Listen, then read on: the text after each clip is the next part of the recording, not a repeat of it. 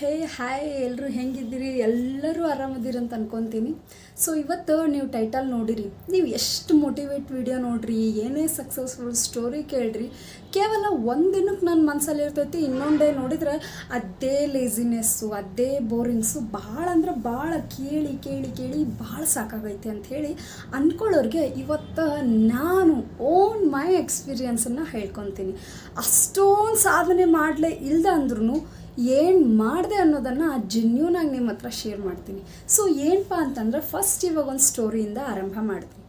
ಏನು ಸ್ಟೋರಿ ಅಂತಂದರೆ, ಇವಾಗ ನಾನು 9th 8th 10th ಮಟನೂ ಜೆನ್ಯೂನಾಗಿ ಹೇಳ್ಬೇಕಂತಂದ್ರೆ ನನಗೆ ಮ್ಯಾಥಮೆಟಿಕ್ಸ್ ಆ್ಯಂಡ್ ಇಂಗ್ಲೀಷ್ ಅಂದರೆ ಸಿಕ್ಕಾಪಟ್ಟು ಬೋರಿಂಗ್ ಅನ್ನೋಕ್ಕೆ ನನಗೆ ಇಷ್ಟನೇ ಇರಲಿಲ್ಲ. ಸೊ ನಾನು ಅದ್ರ ಬಗ್ಗೆ ಫೋಕಸ್ಸು ಮಾಡ್ತಾ ಇರಲಿಲ್ಲ, ಓದ್ತಾನೂ ಇರಲಿಲ್ಲ. ಇಂಗ್ಲೀಷಲ್ಲಿ ಓದೋಕ್ಕೂ ಬರ್ತಾ ಇರಲಿಲ್ಲ, ಮ್ಯಾಥಮೆಟಿಕ್ಸಲ್ಲಿ ಮಲ್ಟಿಪಲ್ ಅಲ್ಜಿಬ್ರಾ ಯಾವ ಮಾಡೋಕ್ಕೆ ಬರ್ತಾ ಇರಲಿಲ್ಲ. ಸೊ ನಾನು ಹೆಂಗೆ ಆ್ಯಕ್ಚುಲಿ ಹೇಳ್ಬೇಕಂದ್ರೆ 10th ನಾನು ಪಾಸ್ ಆಗ್ತೀನೋ ಇಲ್ಲೋ ಅನ್ನೋ ಒಂದು ಡೌಟ್ ಒಳಗೆ ಇದ್ದೆ. ಸೊ ಇಂಥ ಒಂದು ಶೆಡ್ಯೂಲ್ ನಡೀತಿರುವಾಗ ಪ್ರಿಪ್ರೇಟ್ರಿ ಎಕ್ಸಾಮ್ ಬರ್ತದೆ, 4 ಎಕ್ಸಾಮ್ ಬರ್ತಿತ್ತು ಅವಾಗ, ನಿಮಗೂ ಗೊತ್ತೈತಿ 10th. ಸೊ 4 ಪ್ರಿಪ್ರೇಟ್ರಿ ಎಕ್ಸಾಮ್ ಮುಗಿದ ಕೂಡಲೇ ಆ್ಯನ್ಯುವಲ್ ಎಕ್ಸಾಮ್ ಇತ್ತು. ಸೊ ನಂದು ಧಾರವಾಡದೊಳಗೆ ಭಾರತ್ ಹೈಸ್ಕೂಲ್ ಅಂತಿತ್ತು. ಸೊ ಅಲ್ಲಿ ಎಕ್ಸಾಮ್ ಇತ್ತು. ಆ್ಯಕ್ಚುಲಿ ರಿಸಲ್ಟ್ ಬಂದಾಗ ಹೇಳ್ತೀನಿ ಹಾನೆಸ್ಟಾಗಿ, ನಾನು ಏನಂದರೆ ಏನೂ ಓದಿಲ್ಲ. ಬಟ್ ಯಾವ ನಾನು ಪೇಪರ್ ತಿದ್ದಿದ್ನ ಯಾರು ನನ್ನನ್ನು ವ್ಯಾಲ್ಯೂಯೇಷನ್ ಮಾಡಿದ್ರೆ ಗೊತ್ತಿಲ್ಲ. ಸ್ಟಿಲ್ ನನಗೆ ಆ್ಯಕ್ಚುಲಿ ಒಂದು ಮ್ಯಾಕ್ಸಿಮಮ್ ಮಾರ್ಕ್ಸ್ ಅಂತೂ ಬಂದು ಪಾಸ್ ಆಯ್ತು. ರಿವೀಲ್ ಮಾಡಲ್ಲ ಮಾರ್ಕ್ಸ್ ಎಷ್ಟಂತ, ಬಟ್ ಜಸ್ಟ್ ಪಾಸ್ ಅಂತ ತಿಳ್ಕೊರಿ. ಸೊ ನನಗವಾಗ ಏನಂದರೆ ಏನಿಲ್ಲ, ಓದೂ ಇಲ್ಲ, ಎಕ್ಸಾಮ್ ಒಳಗೆ ಏನಿಲ್ಲ, ಬಟ್ ಕನ್ನಡ ಸರಿ ಬರ್ತಿತ್ತು, ಸೈನ್ಸು, ಆಮೇಲೆ ವಿಜ್ಞಾನ, ರೇಖಾಗಣಿತ ಇವೆಲ್ಲ ಸ್ವಲ್ಪ ಇತ್ತು ನನಗೆ ನಾಲೆಜ್, ಪಾಸ್ ಆಗು ಮತ್ತು ಲೆಕ್ಕಕ್ಕಿದ್ದೆ. ಆದರೆ ಈ ಮ್ಯಾಥಮೆಟಿಕ್ಸ್ ಇಂಗ್ಲೀಷೆಲ್ಲ ಒಗಿತೀನಿ ಅಂತ ಒಗಿತೀನಿ, ನಾ ಫೇಲ್ ಹಾಕ್ತೀನಿ, ನನಗೆ ಗೊತ್ತಿಲ್ಲ. ನಮ್ಮ ಮನೆಗಂತೂ ಫೇಲ್ ಆದರೆ ಹೊಳ್ಳೊಪ್ಪಸ್ ಕಟ್ಟಿಸ್ತಾರೋ ಇಲ್ಲ ಗೊತ್ತಿಲ್ಲ, ಮದುವೆ ಮಾಡೋದಂತೂ ಫಿಕ್ಸ್ ಅಂತ ನನ್ನ ತಲೆಯೊಳಗಿತ್ತು. ಬಟ್ ರಿಯಲ್ ಆಗಿ ಹೇಳ್ತೀನಿ, ನಾನು ಕಟ್ಟಿ ಪಾಸ್ ಆದ್ನಿ. ನನಗೇ ಡೌಟ್ ಫಸ್ಟ್ ಆಫ್ ಆಲ್ ನಾನು ಹೆಂಗೆ ಪಾಸ್ ಆದ್ನಿ ಅಂತೇಳಿ. ಸೊ ಪಾಸ್ ಆದ್ನಿ, ಅದಾದಮೇಲೆ PUಗೆ ಹೋದ್ನಿ. ಅದರಲ್ಲೂ ನಾನು ಆರ್ಟ್ಸ್ ಮಾಡೀನಿ. ಆ್ಯಕ್ಚುಲಾಗಿ ಹೇಳ್ಬೇಕಂತಂದ್ರೆ ನಂದು ಒಂದು ಮೈಂಡ್ ಸೆಟ್ ಹೆಂಗಪ್ಪ ಅಂತಂದ್ರೆ, ಸೈನ್ಸ್ ಮಾಡಿ MBBS ಮಾಡಿ ಡಾಕ್ಟರ್ ಆಗೋದು ನಂದು ಆ್ಯಕ್ಚುಲಿ ಏಮ್ ಇರೋದು. ಬಟ್ ನನಗೆ ಈ ಹುಳ ಇರ್ತಾವಲ್ಲ, ಈ ಸಣ್ಣ ಸಣ್ಣ ಹುಳ ಕಂಡ್ರೆ ಅದಕ್ಕೆ ಅಂಥದ್ರೊಳಗೆ ಫಸ್ಟ್ ಎಕ್ಸ್ಪೀರಿಯನ್ಸ್ ಯಾವುದ್ರೊಳಗೆ ಮಾಡ್ತಾರೆ ಅಂತ ಬೇಸಿಕ್ಕಾಗಿ ನಿಮ್ಗೆ ಗೊತ್ತಾಗಿರ್ತೈತಿ. ಸೊ ನಾನು ಇಂಥವೆಲ್ಲ ಮಾಡ್ತಾರಂತೇಳಿ ಸೈನ್ಸ್ ಬಿಟ್ನಿ. ಇನ್ನು ಕಾಮರ್ಸ್ ನಿಮ್ಗೆ ಹೇಳಿಬಿಟ್ಟಿನಿ, ನನಗೆ ಮ್ಯಾಥಮೆಟಿಕ್ಸ್ ಅಂದ್ರೆ ಒಂಚೂರು ಆಗ್ತಾರಲ್ಲ, ಅದು ಹೆಂಗೋ ಮಾಡಿ ದೇವ್ರ ಪುಣ್ಯದಿಂದ ಪಾಸ್ ಆಯ್ತು. ಸೊ ಅದು ಆಯ್ತು. ಅದಾದಮೇಲೆ ಲಾಸ್ಟ್ ಆಪ್ಷನ್ ಏನಪ್ಪ ನಮ್ಗೆ, ಆರ್ಟ್ಸ್, ಕಲಾ ವಿಭಾಗ. ಸೊ ಇದನ್ನು ನಾನು ಚಾಯ್ಸ್ ಮಾಡಿಕೊಂಡೆ. ಬಟ್ ಆ್ಯಕ್ಚುಲಿ ಚಾಯ್ಸ್ ಮಾಡಿಕೊಂಡು 2 ವರ್ಷ ಕಂಪ್ಲೀಟ್ ಮಾಡಿದ್ನಿ. ಬಟ್ ಆರಂಭದೊಳಗೆ ನನಗೇನು ಇಂಗ್ಲೀಷ್ ಬರ್ತಾ ಇರಲಿಲ್ಲ. ಅದ್ರಾಗ ಇಂಗ್ಲೀಷ್ ಇತ್ತು, ಕಲಾ ವಿಭಾಗ ಅಂದರೆ ಕನ್ನಡ ಮೀಡಿಯಮ್ ಅದು, ಆದರೂ ಕೂಡ ಅದರಲ್ಲಿ ಇಂಗ್ಲೀಷ್ ಇರ್ತಿತ್ತು, ಬೇಸಿಕ್ ಅದು.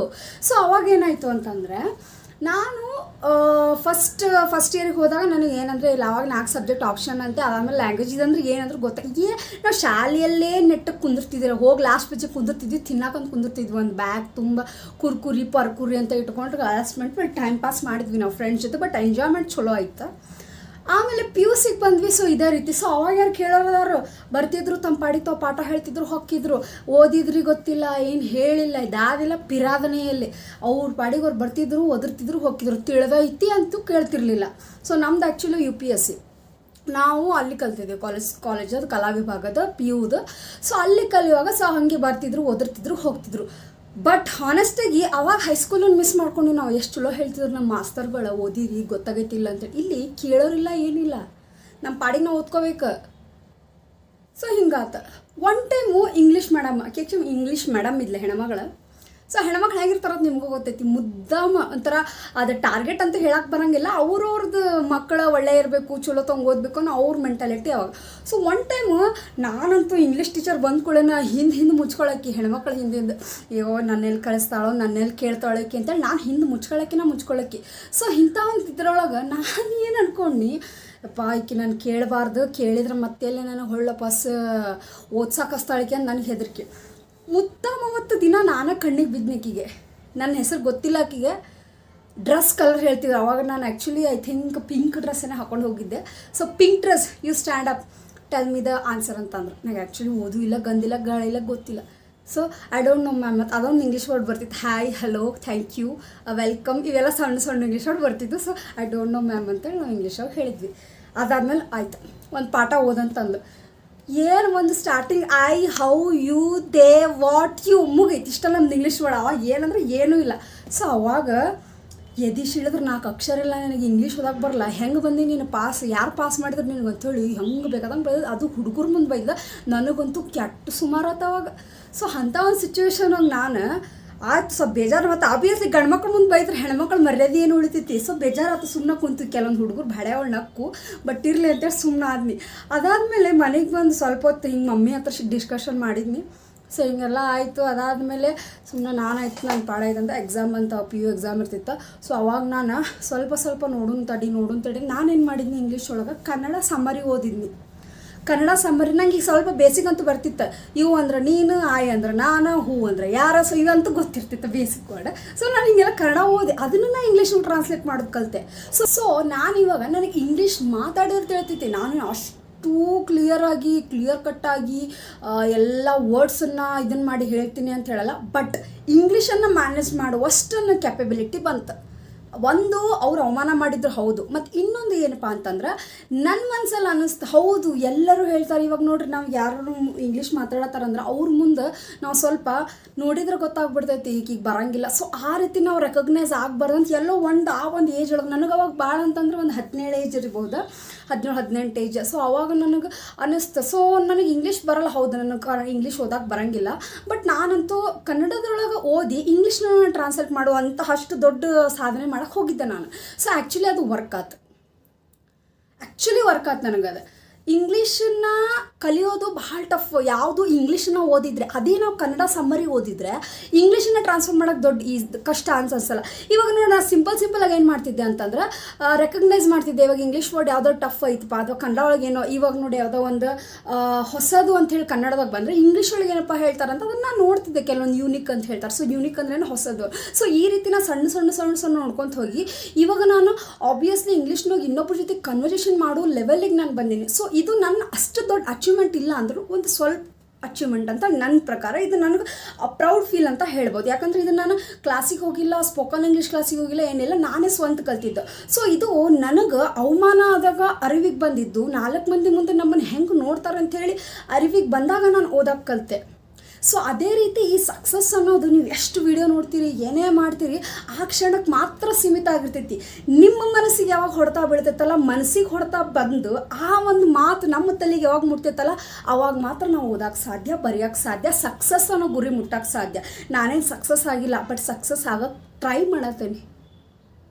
ವಿಡಿಯೋ ನೋಡೋದ್ರಿಂದ, ಮೋಟಿವೇಶನ್ ಮಾತು ಕೇಳೋದ್ರಿಂದ ನಮ್ಗೆ ಸಕ್ಸಸ್ ಸಿಗ್ತೈತಿ. ಈ ಥರ ಮಾಡಿರಿ, ಈ ಥರ ರೂಲ್ಸ್ ಫಾಲೋ ಮಾಡಿರಿ ಅಂಥೇಳಿ ಭಾಳ ಮಂದಿ ಭಾಳ ವೀಡಿಯೋ ಮಾಡಿ ಹಾಕ್ತಾರೆ. ಬಟ್ ಆ್ಯಸ್ ಆಗಿ ಹೇಳ್ಬೇಕಂತಂದ್ರೆ ಈ ಸಕ್ಸಸ್ ಅನ್ನೋದಾಗಿರ್ಬೋದು, ನಮ್ಮ ಗುರಿ ಕಡೆ ನಾವು ಹೋಗೋದಾಗಿರ್ಬೋದು, ಅದು ನಮ್ಮೊಳಗಿರ್ತೈತಿ. ನಮಗೆ ಏನೋ ಒಂದು ನಮ್ಮ ಕೈಗೆ ಆಗಬೇಕಾಗಿರ್ತೈತಿ. ಅದು ಒಂದು ಕೆಟ್ಟದ್ದಾಗಿರ್ಬೋದು, ಒಳ್ಳೇದಾಗಿರ್ಬೋದು. ಸೊ ಅದೆಲ್ಲ ಕಂಪ್ಲೀಟ್ ಆದಮೇಲೆ ಆ ಯೂನಿವರ್ಸಲ್ ಅಂತಾರೆ, ಬ್ರಹ್ಮಾಂಡ ಗೊತ್ತಾ, ಆ ಬ್ರಹ್ಮಾಂಡ ನಮ್ಮ ಕೈಗೆ ಏನು ಮಾಡಿಸ್ಬೇಕಲ್ಲ ಅದು ಮಾಡಿಸೇ ತೀರಿಸ್ತೈತಿ. ಹಾಗಂತ ಹೇಳಿಬಿಟ್ಟು ಪ್ರಯತ್ನ ಪಡೋದು ತಪ್ಪು ಅಂತೇಳಿ ಅಲ್ಲ, ಆದ್ರೆ ಯಾವುದು ಯಾವ ಟೈಮಿಗೆ ಆಗಬೇಕಲ್ಲ ಆ ಟೈಮಿಗೆ ಆಗ್ತದೆ. ಇವಾಗ ಪೇರೆಂಟ್ಸ್ ಮನೆಯೊಳಗೆ ಓದ ಮಗಳ ಅಂಥೇಳಿ ಎಷ್ಟೆಲ್ಲ ನಿಮಗೆ ಗಂಟು ಬೀಳಲಿ, ಹಿಂದೆ ಬೀಳಲಿ, ನೀವು ಓದಂಗಿಲ್ಲ. ಯಾವಾಗ ನಿಮಗೆ ಅನ್ನಿಸ್ತೈತಲ್ಲ ಅವಾಗ ಮಾತ್ರ ನೀವು ಈ ಮೋಟಿವೇಶನ್ ವಿಡಿಯೋಗೆ ನಾನು ನಿಮಗೆ ಹೇಳ್ತಾ ಇದ್ದೀನಿ. ಈ ವಿಡಿಯೋ ನೀವು ಜಸ್ಟ್ ನೋಡೋಕ್ಕಷ್ಟೇ ಚಂದ. ಇವತ್ತು ನೀವು ನೋಡ್ತೀರಿ, ನಾಳೆ ಮುಂದೊಂದು ದಿನ ಇದು ನಿಮ್ಮ ಲೈಫ್ ಒಳಗೆ ಅನುಭವ ಆಗಿ ನೀವು ಕೂಡ ಈ ರೀತಿ ವಿಡಿಯೋ ಮಾಡ್ಬೋದು. ಸೊ ಇದು ನನ್ನ ಲೈಫ್ ಒಳಗೆ ಇಷ್ಟು ದೊಡ್ಡ ಸಾಧನೆ ಅಲ್ಲ ಅಂದ್ರೂ ನನಗೆ ನಾನು ಕಂಡ್ಕೊಂಡಿರೋ ಸತ್ಯ ಇದು. ಸೊ ನಮಗೆ ಯಾವಾಗ ಬಡಿತೈತಲ್ಲ, ನೋವಾಗಿರ್ಬೋದು, ಅವಮಾನ ಆಗಿರ್ಬೋದು, ಅವಾಗ ಮಾತ್ರ ನಾವು ಎದ್ದು ನಿಲ್ಲಕ್ಕೆ ಸಾಧ್ಯ. ಈ ಕೆಲವೊಬ್ಬ ಪೇರೆಂಟ್ಸ್ ಎಲ್ಲ ಐಷಾರಾಮಿ ಜೀವನ ಕೊಟ್ಟಿರ್ತಾರೆ, ಅಂಥವ್ರಿಗೆ ಓದು ಸಕ್ಸಸ್ ಆಗಂತ ಎಷ್ಟೆಲ್ಲ ಮುಂದಿಟ್ಟಿರ್ತಾರೆ. ಸೊ ಅಂಥವ್ರು ಯಾವುದೇ ಒಂದು ಆಸಕ್ತಿ ತೊಗೊಳಕ್ಕಿರಂಗಿಲ್ಲ. ಇನ್ನು ಕೆಲವೊಬ್ರು ಮಾಡಬೇಕು ಅನ್ನೋ ಹಂಬಲ ಇರ್ತೈತಿ. ಒಂದು 2 ದಿನ 3 ದಿನ ಬುಕ್ ಹಿಡಿಯೋಕೆ ಪ್ರಯತ್ನ ಪಡ್ತಾರೆ, ಅದಾದ್ಮೇಲೆ ಅವ್ರಿಗೆ ಬೋರ್ ಆಗಿಬಿಡ್ತೈತಿ. ಬಟ್ ಏನಾದ್ರೂ ಕನ್ಸಿಸ್ಟೆನ್ಸಿ ಅನ್ನೋದೊಂದು ಇರಬೇಕು, ಒಂದೇ ಥರ ಮೇಂಟೈನ್ ಮಾಡ್ಬೇಕು ನಾವು. ಸೊ ಅದನ್ನು ನಾವು ಸ್ಟಾರ್ಟಿಂಗ್ ಎಲ್ಲರಿಗೂ ಕಷ್ಟ ಆಗ್ತೈತಿ. ಆದ್ರೆ ಕಷ್ಟ ಆದರೂ ಪರವಾಗಿಲ್ಲ ಅಂತ ಹೇಳಿ ನಾವು ಅದನ್ನು ಮಾಡಬೇಕಾಗತ್ತೆ. ಇದು ನಮ್ಮ ಒಂದು ಅರಿವಿಗೆ ಬರೋ ಮಟ್ಟ ಮಾತ್ರ. ಇದು ನಮ್ಮ ಅರಿವಿಗೆ ಬಂತಂತಂದ್ರೆ ನಿಮ್ಮನ್ನು ನಿಲ್ಲಿಸೋರು ಯಾರೂ ಇರಂಗಿಲ್ಲ. ಸೊ ಆ ಒಂದು ಸಕ್ಸಸ್ ನಿಮ್ಮ ಹುಡ್ಕೊಂಡು ಬರುತ್ತಲ್ಲ, ಬರೋ ಮಟ್ಟನೂ ನೀವು ಹಾಳಾಗ್ತಾನೆ ಇರ್ತೀರಿ. ಬಟ್ ಯಾವಾಗ ನಿಮಗೆ ಅರಿವು ಬರ್ತೈತಲ್ಲ, ಅವಾಗ ನಿಜವಾಗ್ಲೂ ನೀವು ಒಂದು ಒಳ್ಳೆ ದಾರಿ ಒಳಗೆ ಹೋಗ್ತೀರಿ. ಹಂಗಂತೀನಿ ಕೆಟ್ಟ ಕೆಲಸ ಮಾಡ್ಕೊತಿರ್ರಿ ಅಂತ ನಾ ಹೇಳತ್ತಿಲ್ಲ. ಬಟ್ ಎಲ್ಲವೂ ಪೆಟ್ಟು ಬಿದ್ದಾಗಲೇ ಶಿಲೆ ಆಗೋದು ಕಲ್ಲು. ಸೊ ಅದೇ ರೀತಿ ಮನುಷ್ಯನಿಗೆ ಅರಿವಾಗೋದು ಯಾವಾಗ ಹೇಳು, ಒಂದು ಪೆಟ್ಟಾದಾಗ, ಇನ್ನೊಂದು ಅವಮಾನ ಆದಾಗ. ಸೊ ಈ ಎರಡು ನಮ್ಮ ಲೈಫಲ್ಲಿ ಆಗೋ ತನಕ ನಾವು ಸಕ್ಸಸ್ ಅನ್ನೋ ದಾರಿ ಹಿಡಿಯೋದು ಭಾಳ ಕಷ್ಟ ಐತಿ. ಎಲ್ಲರೂ ಹೇಳ್ತಾರೆ ಸಕ್ಸಸ್ ಮೆನ್ಸ್ಗಳನ್ನ ಹಂಗೆ ಮಾಡಿದೆ ಹಿಂಗೆ ಮಾಡಿದೆ, ಅಷ್ಟು ಕಷ್ಟಪಟ್ಟೆ ಇಷ್ಟು ಕಷ್ಟಪಟ್ಟೆ. ಆ ಕಷ್ಟ ನಿಮಗೆ ಬಂದಾಗಲೇ ಸಕ್ಸಸ್ ಅನ್ನೋ ದಾರಿ ನಿಮ್ಮ ಕಣ್ಣಿಗೆ ಕಾಣಿಸ್ತೈತಿ. ಆದ್ರೆ ನಿಮ್ಮ ಎಫರ್ಟ್ ಯಾವ ಥರ ಇರಬೇಕಂತಂದ್ರೆ, ಪೆಟ್ಟು ಬಿದ್ದಾಗ ನಾನು ಮಾಡ್ತೀನಿ, ಎಷ್ಟೇ ಕಷ್ಟ ಇದ್ದರೂ ಮಾಡ್ತೀನಿ ಅನ್ನೋ ಒಂದು ಸ್ಥೈರ್ಯ ಮನಸ್ಸೊಳಗಿರ್ಬೇಕು. ಸೊ ನಾನು ಈಗ ನನ್ನ ಒಂದು ಲೈಫ್ ಒಳಗೆ ಆಗಿರೋ ಒಂದು ಸಣ್ಣ ಎಕ್ಸ್ಪೀರಿಯನ್ಸ್ ನಿಮ್ಮ ಹತ್ರ ಶೇರ್ ಮಾಡಿಕೊಂಡೆ. ಏನೂ ಆಗದೆ ಇರೋಳು ನಾನು ಆ ಟೈಮಲ್ಲಿ. ಬಟ್ ಇವಾಗ ಇಷ್ಟು ಫ್ಲೂಯೆಂಟಾಗಿ ನಾನು ಮಾತಾಡ್ತೀನಿ. ಇಷ್ಟು ಎಂಥದ್ದೇ ವರ್ಡ್ ಬರಲಿ, ಎಂಥದ್ದೇ ಮೀನಿಂಗ್ ಬರಲಿ, ನಾನು ಅದನ್ನು ಕನ್ಕ್ಲೂಷನ್ ಇರಲಿ, ಏನೇ ಇರಲಿ, ಎಲ್ಲ ಕನ್ವರ್ಜೇಷನಲ್ಲೂ ಕೂಡ ನಾನೀಗ ಒಂದು ಲೆವೆಲಿಗಂತೂ ಬಂದೀನಿ. ಸೊ ಇದು ನನ್ನ ಒಂದು ಆಗಿರೋ ಒಂದು ನನಗೊಬ್ಬರು ಮಾಡಿರೋ ಅವಮಾನ ಆಗಿರ್ಬೋದು ಅಥವಾ ಹರ್ಟ್ ಆಗಿರ್ಬೋದು. ಸೊ ನಾನು ಅದನ್ನು ಪಾಸಿಟಿವ್ ಆಗಿ ತೊಗೊಂಡೆ. ನೆಗೆಟಿವ್ ಆಗಿ ತೊಗೊಂಡ್ರೆ ಯಾರೂ ಏನು ಮಾಡೋಕ್ಕಾಗಂಗಿಲ್ಲ. ಸೊ ಮಾಡಬೇಕನ್ನೋ ಛಲ ಹುಟ್ಟೋದೇ ಅವಮಾನದಿಂದ. ಸೊ ಅವಮಾನ ಮಾಡ್ತಾರಂತಂದ್ರೆ ಅದನ್ನು ಅಪೋಸಿಟ್ಟಾಗಿ ತೊಗೊಂಡು ಸಾಧನೆ ದಾರಿಗೆ ನಾವು ಕರ್ಕೊಂಡು ಹೋಗ್ಬೇಕು. ಅದನ್ನು ನಾವು ಅವ್ರು ಹಂಗಂದ್ರೆ ಇವ್ರು ಹಿಂಗಂದ್ರೆ ಸೇಡ್ ತಿರ್ಸ್ಕೊಳ್ಳೋದು ಸಾಧನೆಯಿಂದ ಮಾತ್ರ ಅಂಥೇಳಿ ನನ್ನ ಒಂದು ಅಭಿಪ್ರಾಯ. ಸೊ ಇದು ನನ್ನ ಲೈಫಲ್ಲಿ ಆಗಿರೋ ಒಂದು ಸಣ್ಣ ಸ್ಟೋರಿ ನಿಮ್ಗೆ ಹೇಳಿದೆ. ಸೊ ಈ ಒಂದು ಸ್ಟೋರಿ ನಿಮ್ಮ ಲೈಫಲ್ಲಿ ಏನಾದ್ರು ಎಕ್ಸ್ಪೀರಿಯನ್ಸ್ ಆದರೆ ನನಗೊಂದು ಕಮೆಂಟ್ ಮಾಡಿ. So thank you so much everyone. So ಎಲ್ಲರೂ ಲೈಫಲ್ಲಿ ಅವಕಾಶ ಒಂದೇ ಸಲ ಬರೋದು. ನಾವು ಅವಕಾಶನ ಹುಡ್ಕೊಂಡು ಹೊಂಟಾಗ ನಮ್ಮ ಹತ್ರ ಸಿಗದೇ ಇರಬಹುದು.